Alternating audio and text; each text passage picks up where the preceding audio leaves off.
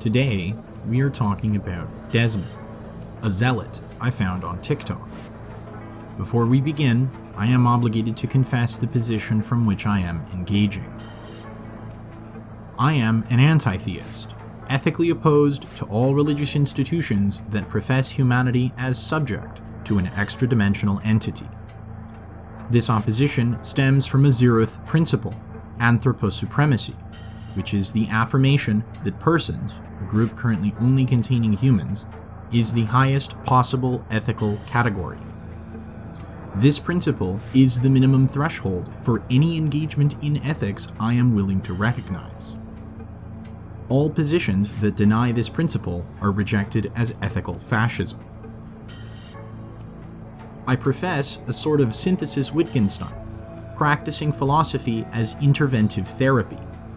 I consider philosophy to be the cancer of language, and seek to deflate and deconstruct philosophical statements whenever possible. I reject metaphysics, theology, and most of epistemology on their face and without further elaboration as cognitive sickness. I affirm that ethics is a somewhat useful product of intentional linguistic construction and could not exist outside of or separate from language. For more information, please visit my website. With that out of the way, here is what Desmond says. Okay, materialist evolutionary ethics claim that moral behavior is whatever increases the survival or cohesion of a social group. That's the foundation. Morality is not objective, it's whatever helps the species, tribe survive. This is a massive conflation. Ethical systems are designed to serve specific linguistic needs. Plenty of ethical systems have existed outside the dualist sphere that have prioritized other things, and nothing about affirming substance monism of any kind forces any linguistic need as a matter of course. I would be included in his conception of materialist evolutionary ethics, and I do not affirm group survival as a first principle.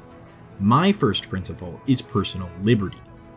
But if survival defines morality, then any behavior that enhances the group survival is automatically moral. That's the logical consequence of the foundation itself.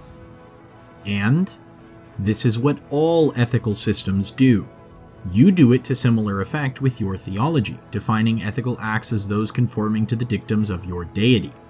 This is uncontroversial, unlike your example. Now apply this to the Crusades. Medieval Christian societies believed, rightly or wrongly, that their religious identity, their land, their long-term survival were under threat. Religion in that era wasn't just belief, it was the core of social cohesion, law, identity, and group survival. It literally is just belief, as in affirmation of the statements that make up the position.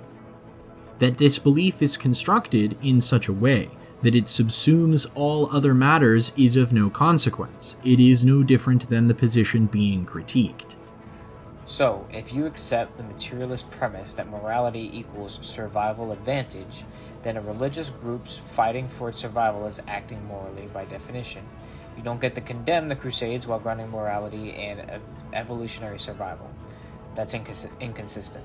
Except they were not fighting for survival. The Crusades were all politically motivated wars of aggression, and all disastrous for the aggressors. By this survival metric, the Crusades were immoral because the group as a whole was not on death ground, and they resulted in the needless deaths of group members. To condemn the Crusades, you must appeal to a moral standard that transcends survival, something evolutionary ethics cannot provide. I don't need to do anything, and evolutionary ethics doesn't need to provide me anything transcendental, because no such thing has been shown to exist outside of language. So, an atheist materialist who uses survival as the basis of morality loses the ability to morally criticize religious violence, because religious groups are survival-based social groups too.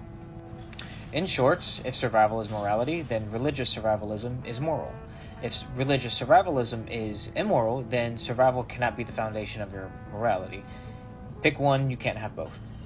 Even if I had survival as a first principle instead of liberty, I still have a mechanism to condemn religious violence, anthroposupremacy.